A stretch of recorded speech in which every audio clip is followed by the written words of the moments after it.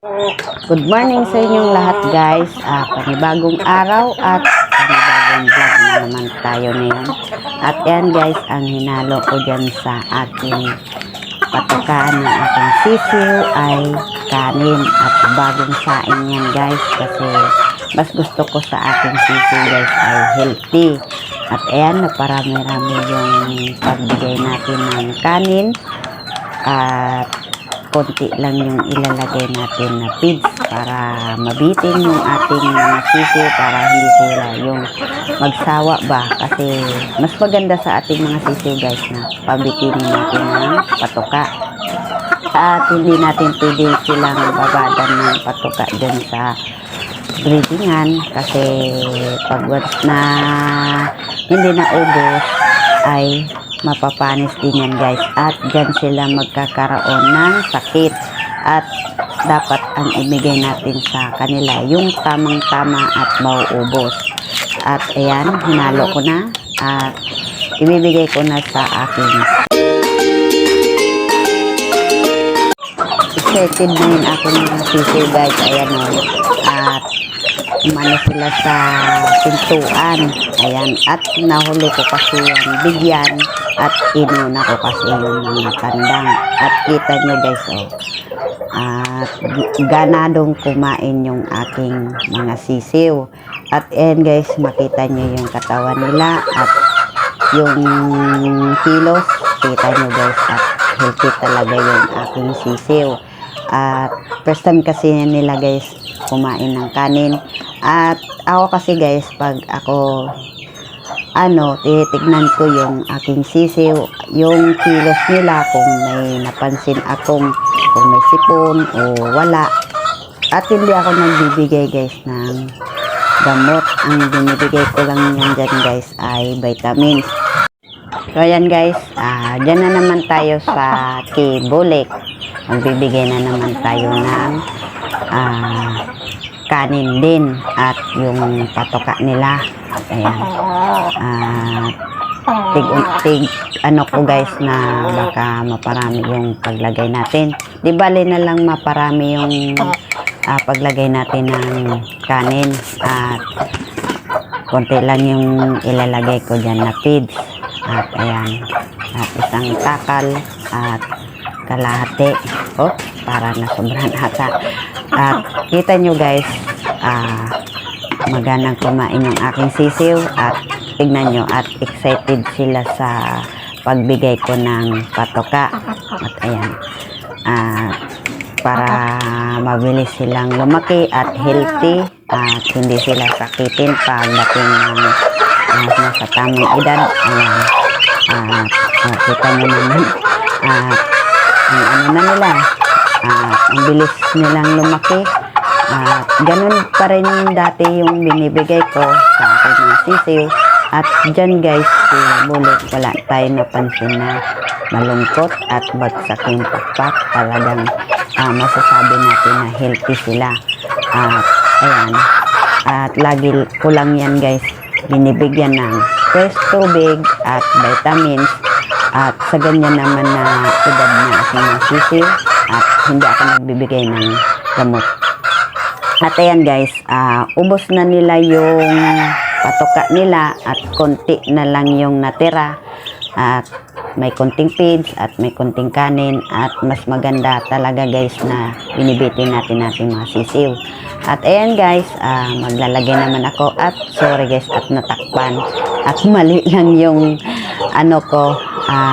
paglagay. Ayan, itlog din yan guys. Ngayong hapon lang ako nagbigay ng patoka kasi kaninang tanghali hindi ako nagbigay para sila yung excited sila na kumain.